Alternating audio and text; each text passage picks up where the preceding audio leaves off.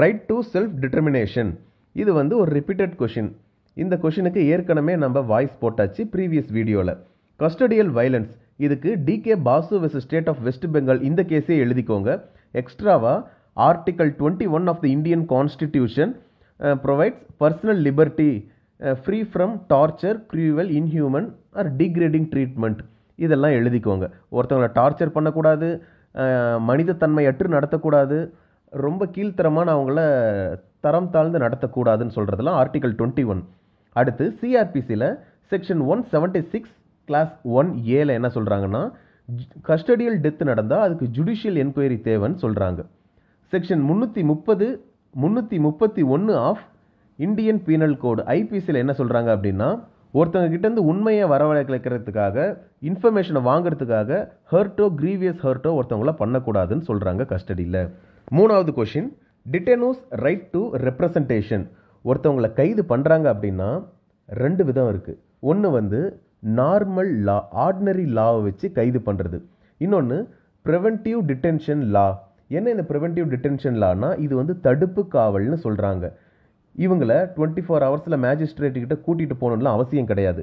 Ordinary லாவில் கைது பண்ண தான் கூட்டிகிட்டு போகணும். ஆனால் இந்த ப்ரிவென்டிவ் டிடென்ஷன் லாவில் கைது பண்ணுறது எல்லாமே ரொம்பவும் இவங்க பெரிய குற்றம் செய்ததாக நினச்சி தான் இவங்களை கைது பண்ணுறாங்க. ஆர்டினரி லா மூலமாக கைது பண்ணால் ஒரு ஆளை ரெப்ரசன்டேஷன் கொடுப்பாங்க. வக்கீலுக்கிட்டெல்லாம் சொல்லிட்டு தான் கைதே பண்ணணும், அவங்க ஃப்ரெண்ட்ஸ் ஃபேமிலிக்கிட்டெல்லாம் சொல்லணும். ஆனால் இதில் ஆர்டிகல் 22 கிளாஸ் 5 என்ன சொல்கிறாங்க அப்படின்னா, யார் வந்து கைது பண்ணப்பட்டாரோ அவரை வந்து ஒரு லீகல் ப்ராக்டிஷனர், அட்வொகேட் வந்து அவரை கோர்ட்டில் ரெப்ரசன்ட் பண்ணலாம் அப்படின்னு சொல்கிறாங்க. ஒருத்தர் மிசா ஆக்டில் கைதாயிட்டார், maintenance of internal security act, இதில் கைதாயிட்டார். இல்லை conservation of foreign exchange and prevention of smuggling activities act, COFEPOSA, இந்த ஆக்டில் கைதாயிட்டார். இல்லை நேஷ்னல் செக்யூரிட்டி ஆக்டில் ஒருத்தர் கைதாயிட்டார் அப்படின்னா அவர் வந்து டிடென்ஷன் பண்ணி வச்சுருக்காங்க, அவரை ரெப்ரசன்ட் பண்ணுறதுக்கு உரிமை இருக்குன்னு சொல்கிறாங்க. Supreme court AK Roy versus union of India கேஸில் என்ன சொல்கிறாருன்னா, ரைட் டு லீகல் ரெப்ரசன்டேஷன் இருக்குது. யாருக்கு? ப்ரிவென்டிவ் டிடென்ஷனில் கைது ஆனவங்களுக்கும் அது இருக்குது அப்படின்னு சொல்கிறாங்க. இதில் என்ன மாதிரியான ஜட்ஜ்மெண்ட் வந்திருக்குன்னு சொல்லி கேட்டிங்கன்னா, ஃபேக் என்கவுண்டர் பண்ணுறதை ப்ரிவென்ட் பண்ணணும், ஒரு இன்சிடெண்ட்டை ஃபஸ்ட்டு இன்வெஸ்டிகேட் பண்ணணும், நம்ம கஸ்டடியல் டெத்தே நடக்கக்கூடாதுன்னு சொல்லி அதை என்ஷூர் பண்ணணும், போலீஸ் ஆஃபீஸர் கஸ்டடியல் டெத் பண்ணுறாங்க, கஸ்டடியல் வயலன்ஸ் பண்ணுறாங்க அப்படின்னா அவங்க மீது வழக்கு பதிவு பண்ணணும் அப்படின்னு சொல்கிறாங்க. மேஜிஸ்ட்ரியல் என்கொயரி தேவை, FIR வந்து கண்டிப்பாக ரெஜிஸ்டர் பண்ணியிருக்கணும், யார் வந்து எந்த போலீஸ் கொலை பண்ணாரோ அவர் மேலேயே FIR பதிவு பண்ணணும், ஒரு இறந்துட்டார் அப்படின்னா அவர் ஃபேமிலிக்கு காம்பன்சேஷன்லாம் கொடுக்கணும் அப்படின்றதெல்லாம் இதில் சொல்கிறாங்க. இதுதான் டிட்டெனூஸ் ரைட் டு ரெப்ரசன்டேஷன். நாலாவது question, right to culture. Right to culture அப்படின்றது என்னென்னா, ஒருத்தவங்களுடைய கல்ச்சரை கவர்மெண்ட் ப்ரிசர்வ் பண்ணணும், அதை ப்ரமோட் பண்ணணும், அதை அவங்க முழுமையாக அனுபவிக்கிறதுக்கு நாம் வழிவகை பண்ணணும். முழுமையாக அனுபவிக்கிறதுனா எப்படி? ஒரு கல்ச்சரை, அவங்களுடைய கல்ச்சர் ஒரு பண்டிகை கொண்டாடுறதா இருக்கலாம், அதை கவர்மெண்ட் அனுமதிக்கணும். அவங்களுடைய இறுதி ஊர்வலத்தை அவங்க ஒரு மாதிரியாக நடத்தலாம், அதை கவர்மெண்ட் அனுமதிக்கணும். இதுக்கு எடுத்துக்காட்டு பார்சி, அவங்களுடைய புதைக்கிறது எல்லாமே புதைக்க மாட்டாங்க, ஒரு பெரிய டாலஸ்ட் பில்டிங்கில் கொண்டு போயிட்டு அவங்களுடைய சவத்தை வச்சுருவாங்க, அது காக்கா கழுகெல்லாம் கொத்தி சாப்பிடும். இந்த மாதிரியான நடக்கிறதுக்கெல்லாம் கவர்மெண்ட் வந்து வழிவகை பண்ணணும் அப்படின்னு சொல்லி சொல்கிறாங்க. எப்படி? மற்றவனோட ஃபண்டமெண்டல் ரைட் அஃபெக்ட் ஆகாத அளவுக்கு ஒருத்தவனோட கல்ச்சரை ப்ரொடெக்ட் பண்ணணும். ஓகே, ஆர்டிகல் 29 அண்ட் 30 ஒருத்தவங்களோட கல்ச்சர், லாங்குவேஜ், ஸ்கிரிப்டை ப்ரொடெக்ட் பண்ணணும்னு சொல்கிறாங்க. தேவைப்பட்டது அப்படின்னா அவங்களுக்கு ஸ்கூல், காலேஜஸ் கட்டிக்கவும் அவங்களுக்கு உரிமை இருக்குது, அதில் அவங்க கல்ச்சரை டெவலப் பண்ணிக்கலாம், அதை கவர்மெண்ட்டு ப்ரொடெக்ட் பண்ணும். Prevention of atrocities act, prevention of civil rights act, இதன் மூலமாக யாராவது கல்ச்சரை இவங்க ஃபாலோ பண்ணுறதை பார்த்துட்டு ஒருத்தவங்க டிஸ்கிரிமினேட் பண்ணுறாங்கன்னா அவங்கள பனிஷ் பண்ணுறதுக்கான ரைட்ஸும் இருக்குதுன்னு சொல்கிறாங்க போலீஸுக்கு. ஒருத்தவங்க அவங்களோட கல்ச்சரை ஃபாலோ பண்ணுறாங்க, அதை பார்த்து வேறு யாராவது ஒருத்தவங்க கேலி பண்ணுறாங்க, டிஸ்கிரிமினேட் பண்ணுறாங்கன்னா டிஸ்கிரிமினேட் பண்ணுறவனை கைது பண்ணுறதுக்கும் ரைட்ஸ் இருக்குது போலீஸுக்கு. ஒருத்தவங்க இதோட ரைட் டு கல்ச்சரோட கீ எலமெண்ட் என்னென்னா access to culture. Museum, library, theatre மூலமாக இவங்களுடைய கல்ச்சரை பாதுகாக்கலாம். கவர்மெண்ட் வந்து மியூசியம் வைக்கலாம் இவங்க கல்ச்சரை பார்த்து, இல்லை லைப்ரரி வைக்கலாம். இப்போ கீழடியில் வச்சுருக்காங்க இல்லையா, அதை போல். Participation in culture, enjoyment of culture, contribution to culture, இதெல்லாம் கீ எலமெண்ட்ஸ் ஆஃப் கல்ச்சர்னு சொல்கிறாங்க.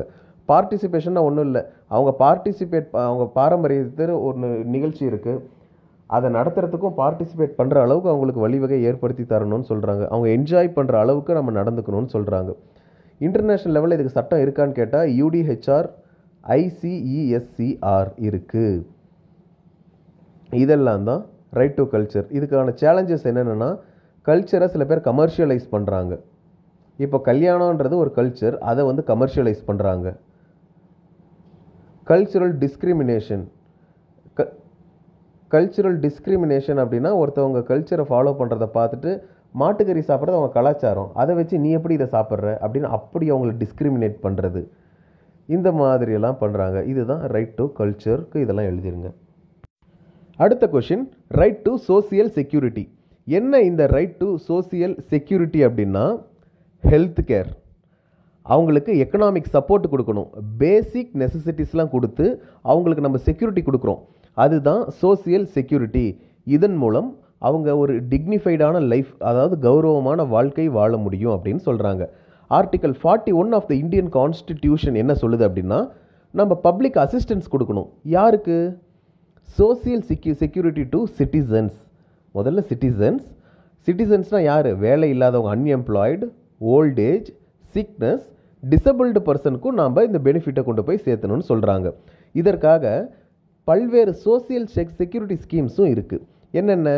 NSAP, national social assistance programme, Mahatma Gandhi national rural employment guarantee act, இது வந்து 100 நாள் வேலை வாய்ப்பு. இதுதான் MGNREGA.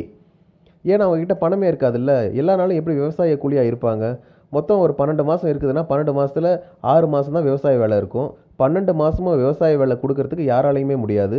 மீதி 6 மாதமோ இல்லை 4 மாதமோ அவங்க பட்னியாவாக இருப்பாங்க. அப்போ அவங்களுக்கு வந்து ஒரு செக்யூரிட்டி, சோஷியல் செக்யூரிட்டி கொடுக்கணுன்னு தான் இந்த 100 நாள் வேலை வாய்ப்பு கொண்டு வந்திருக்கிறது. அதுக்கப்புறம் இதோட கோர் பிரின்சிபல் என்ன அப்படின்னா, சோஷியல் செக்யூரிட்டி அவைலபிலிட்டியாக இருக்கணும். இந்த பெனிஃபிட்ஸ் அவைலபிலிட்டியாக இருக்கணும். அவைலபிளாக இருக்கிறது போதுமான அளவுக்கு இருக்கணும், அதாவது அவங்களோட ஸ்டாண்டர்ட் ஆஃப் லிவிங்கை உயர்த்துகிற அளவுக்கு இருக்கணும். ஆக்சசபிலிட்டியாக இருக்கணும் இந்த சோஷியல் செக்யூரிட்டி எல்லாமே. இவங்க ஆக்சஸ் பண்ண வரும்பொழுது இவங்களை டிஸ்கிரிமினேட் யாரும் பண்ணிடக்கூடாது, நான் டிஸ்கிரிமினேட்டடாக இருக்கணும். ஃபஸ்ட்டு அவைலபிளாக இருக்கணும். அவைலபிளாக இருக்குது அப்படின்னா போதுமான அளவுக்கு இருக்கிற மாதிரி இருக்கணும். போதுமான அளவுக்கு இருந்தால் அதை இவங்க ஆக்சஸ் பண்ணுற அளவுக்கு இருக்கணும். அடுத்து நான் டிஸ்கிரிமினேஷன். சரியாப்பா? அடுத்து இந்த யார் யாருக்கெல்லாம் இதை முக்கியமாக கவர் பண்ணுறாங்கன்னா, இந்த சோஷியல் இன்சூரன்ஸ், அன்எம்ப்ளாய்மெண்ட், ஓல்டேஜாக இருக்கிறவங்க, டிசபிள்டாக இருக்கிறவங்க. ஒரு பெண் வந்து கர்ப்பமாக இருக்கிறாங்க அப்படின்னா அவங்களுக்கு வந்து விடுமுறை கொடுத்து உங்கள் கர்ப்ப காலம் முடிந்து நீங்கள் வாங்கன்னு நம்ம சொல்கிறோம் இல்லையா, அதுவே ஒரு சோஷியல் செக்யூரிட்டி தான். மேட்டர்னிட்டி லீவ் கொடுக்கறது, இதெல்லாம் சோஷியல் செக்யூரிட்டி. சரிதானே? இதில் எக்கனாமிக் செக்யூரிட்டி, இந்த சோஷியல் செக்யூரிட்டி கொடுக்கறதுனால வறுமை வந்து ஒழியும், இன்ஈக்குவாலிட்டி வந்து ரொம்ப குறையும், வல்னரபிள் குரூப், அதாவது ரொம்ப பாதிக்கப்பட்டவங்களையெல்லாம் இதனால் ப்ரொடெக்ட் பண்ணுறாங்கன்னு சொல்கிறாங்க இந்த சோஷியல் செக்யூரிட்டியில். அடுத்ததாக சோஷியல் கான்ட்ராக்ட் தியரி. இந்த சோஷியல் கான்ட்ராக்ட் தியரி, ஒரு தியரினா அதை ஒருத்தங்க யோசித்து தானே இப்போ எழுதியிருப்பாங்க. இதை 3 பேர் எழுதியிருக்காங்க. முதல் அவர் ரூசோ, ஸ்பெல் பண்ணுறேன், ROUSSEAU, ரூசோ. ரெண்டாவது ஜான் லாக், LOCKE, லாக். அடுத்து Thomas Hobbes, Thomas HOBB, HOBES, Thomas Hobbes. இவங்க தான் சோஷியல் கான்ட்ராக்ட் தியரியை எழுதியிருக்காங்க. என்ன இந்த சோஷியல் கான்ட்ராக்ட் தியரினா, இந்த நிலத்தில் வாழும் மக்களாகிய நாங்கள் எல்லாரும் ஒன்றா சேர்ந்து ஒவ்வொரு இண்டிவிஜுவலாக வந்து உங்ககிட்ட ஆட்சி பண்ணக்கூடிய அதிகாரத்தை கொடுக்குறோம். அதாவது எங்களை கவர்ன் பண்ணுங்கன்னு சொல்லி கவர்மெண்ட் அத்தாரிட்டியை நான் உங்ககிட்ட கொடுக்குறோம். பதிலுக்கு நீங்கள் எனக்கு என்ன கொடுக்குறீங்க அப்படின்னா, எனக்கு ஃப்ரீடம் கொடுங்க, எனக்கு சில ரைட்ஸை கொடுங்க, சோஷியல் ஆர்டரை மெயின்டைன் பண்ணுங்க, எனக்கு சோஷியல் செக்யூரிட்டி கொடுங்க. இதையெல்லாம் மக்கள் கேட்குறாங்க. கான்ட்ராக்ட்னா 2 பேர்த்துக்கும் பெனிஃபிட்டாக இருக்கணும் இல்லையாப்பா? மக்கள் எல்லாம் சேர்ந்து ஒருத்தர்கிட்ட அரசாங்கத்தை ஒப்படைக்கிறாங்க. அந்த அரசாங்கத்தை கையில் வச்சுட்டு இருக்கிறவர் என்ன பண்ணுறாரு, இந்த மக்கள் கேட்குறத எல்லாத்தையும் பண்ணுறாரு. ஒருவேளை அவர் பண்ணாமல் போகிறாரு அப்படின்னா மக்கள் அவங்கள ரிமூவ் பண்ணிடுவாங்க. இப்போது நம்ம நாட்டில் அதுதான் நடந்துக்கிட்டு இருக்கு. 5 வருஷம் ஒப்படைக்கிறாங்க, சரியா இல்லையா, அடுத்த வருஷம் மாற்றிடுறாங்க. இதுதான் சோஷியல் கான்ட்ராக்ட் தியரி. இது பிரான்ஸ் நாட்டில் பிரான்ஸ் புரட்சியின் போது, பிரெஞ்சு புரட்சியின் போது பல பிரச்சனைகள் ஏற்பட்டது அரசரால். அரசரை கழுத்தை வெட்டி கொன்னுட்டாங்க. அரசரோட மனைவி அரசியையும் கொன்னுட்டாங்க. அப்போ எழுதப்பட்டது தான் இந்த சோஷியல் கான்ட்ராக்ட் தியரி. நீங்கள் சரியாக நடந்துக்கிட்டா நாங்களும் சரியாக நடந்துப்போம், நாங்கள் உங்ககிட்ட ரைட்ஸை கொடுக்குறோம், நீங்கள் எங்களை பார்த்துக்கோங்க, நம்ம 2 பேத்துக்குள்ளே இது ஒரு கான்ட்ராக்டு. இது பேர் தான் சோஷியல் கான்ட்ராக்ட் தியரி, தமிழில் சமூக ஒப்பந்த கோட்பாடு. அடுத்த question, right to clean water. Right to clean water அப்படின்றது ஹியூமன் ரைட்ஸ்க்கு ரொம்ப எசென்ஷியலான ஒன்று. ஹியூமன் ரைட்ஸை பற்றி இவ்வளவு பேசுகிறோம். அப்போது க்ளீன் ட்ரிங்கிங் வாட்டர் இருந்தால் மட்டும்தான் ஒரு மனிதனோட ஸ்டாண்டர்ட் ஆஃப் லிவிங் அப்படின்றது உயரும். ஒருத்தனை அடித்து துன்புறுத்துறது, ஒருத்தவங்களை கொடுமைப்படுத்துறது மட்டும் ஹியூமன் ரைட்ஸ் அப்யூஸ் கிடையாது. ஒரு கவர்மெண்ட்டு கீழே ஒரு மக்கள் வாழ்கிறாங்கன்னா அவங்களுக்கு குடிக்கிறதுக்கு ப்ராப்பரான தண்ணீர் கூட கொடுக்காம அவங்க தண்ணியே இல்லாமல் கஷ்டப்படுறதும் ஹியூமன் ரைட்ஸ் அப்யூஸ் தான். இந்தியாவில் க்ளீன் வாட்டர் கிடைக்கிறதுக்காக நிறைய டொமஸ்டிக் லாஸ் இருக்குது. என்னென்னா அதில் article 21 of the Indian constitution என்ன சொல்லுதுன்னா, ஒரு மனுஷனை சேஃபாக இருக்கணும், ரைட் டு ஹெல்த் இருக்குது, ரைட் டு ட்ரிங்கிங் வாட்டர் இருக்குது. இதெல்லாம் இந்தியாவில் சட்டமாக சொல்கிறாங்க. உலக அளவில் ரைட் டு லைஃப் UDHRல சொல்கிறாங்க க்ளீன் வாட்டர் ஒருத்தனுக்கு எசென்ஷியல் அப்படின்னு. ரைட் டு ஹெல்த் UDHRலேயே என்ன சொல்கிறாங்கன்னா, ஆர்டிகிள் 25ல் வாட்டர் ஒரு மனுஷனுக்கு ரொம்ப முக்கியம், அப்படி இல்லைன்னா வாட்டர் பார்ன் டிசீஸ், தண்ணீர் மூலமாக வரக்கூடிய நோய்கள் வரும்னு சொல்கிறாங்க. ICESCRல என்ன சொல்கிறாங்கன்னா, ஸ்டாண்டர்ட் ஆஃப் லிவிங் நம்ம டீசெண்டாக வாழ்கிறதுக்கு க்ளீன் வாட்டர் ரொம்ப அவசியம்னு சொல்கிறாங்க. UN கமிட்டிஸ் எல்லாமே க்ளீன் வாட்டர் தான் ஒரு மனுஷனை மிகுந்த ஆரோக்கியமாக வைக்கும், முதல்ல அதை உறுதிப்படுத்துவது அவசியம்னு சொல்கிறாங்க. இப்போ இந்த க்ளீன் வாட்டருக்கான கீ எலமெண்ட் என்னென்னா, போதுமான அளவுக்கு அவங்களுக்கு தண்ணீர் இருக்கணும். குடிப்பதற்கு, அவங்க சமைப்பதற்கு, அவங்க சுகாதாரமாக இருப்பதற்கு தண்ணீர் தேவை. ஒரு மனிதன் குடிக்கிற தண்ணி, கிடைக்கக்கூடிய தண்ணி அவங்களுக்கு ரொம்ப சேஃபான வாட்டராக இருக்கணும். அது கலப்படமாலாம் இருக்கக்கூடாது.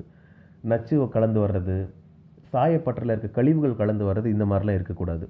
ஆக்சசபிலிட்டி, இப்படி கிடைக்கக்கூடிய தண்ணி ஒரு 18 கிலோமீட்டர் போய் எடுத்துகிட்டு வர மாதிரிலாம் இருக்கக்கூடாது. ஒரு ரீசனபிள் டிஸ்டன்ஸாக இருக்கணும். கவர்மெண்ட் வீட்டுக்கே ப்ரொவைட் பண்ணணும், அப்படி இல்லையா ஓரளவுக்கு ரீசனபிள் டிஸ்டன்ஸில் போய் எடுத்துகிட்டு வரக்கூடியதாக இருக்கணும். அந்த வாட்டர் இவங்களால் அஃபோர்ட் பண்ண முடியக்கூடிய அளவுக்குள்ள இருக்கணும். இன்னொன்று, அதை அக்செப்டபிலிட்டினா ஓகே, இது டொமஸ்டிக் யூஸுக்கு நம்ம பயன்படுத்தலான்னு மக்கள் அக்செப்ட் பண்ணுற அளவுக்கு இந்த வாட்டர் இருக்கணும் அப்படின்னு சொல்கிறாங்க. இதனால் விமன்ஸ்க்கும் கேர்ள்ஸ்க்கும் நிறைய ப்ராப்ளம் வரும். க்ளீன் வாட்டர் இல்லை அப்படின்னா அதை சரி பண்ணணும். ஏன் பாய்ஸுக்கு வராதா? பாய்ஸுக்கும் தான் க்ளீன் வாட்டர் இல்லைனா ப்ராப்ளம் வரும். ஓகே, இதோட க்ளீன் வாட்டர் முடிஞ்சது. அடுத்த கொஷின், ஹியூமன் ரைட்ஸ் கவுன்சில். இந்த ஹியூமன் ரைட்ஸ் கவுன்சில் யுனைடெட் நேஷன்ஸ்னால் அமைக்கப்பட்ட ஒரு அமைப்பு. இதில் 47 மெம்பர் ஸ்டேட்ஸ் இருக்காங்க. இவங்க UN ஜென்ரல் அசம்பிளினால் எலெக்ட் பண்ணவங்க. இவங்களோட எலெக்ஷன் எப்படி இருக்குன்னு கேட்டிங்கன்னா, சீக்ரெட் பேலட்னா ஒரு பெட்டியில் யாரோட பேரோ அதை மடித்து அதில் போட்டுருவாங்க. சீக்ரெட் பேலட் எலெக்ஷன் மூலமாக தான் இவங்க எலெக்ஷன் நடக்கும். இவங்க 3 இயர்ஸுக்கு இருப்பாங்க இந்த இவங்களோட டேர்ம். இதோட ஆஃபீஸ் எங்கே இருக்குது, ஹெட் குவார்ட்டர்ஸ் எங்கே இருக்குதுன்னு கேட்டிங்கன்னா, ஜெனிவாவில் இவங்களுடைய ஹெட் குவார்ட்டர்ஸ் இருக்குது.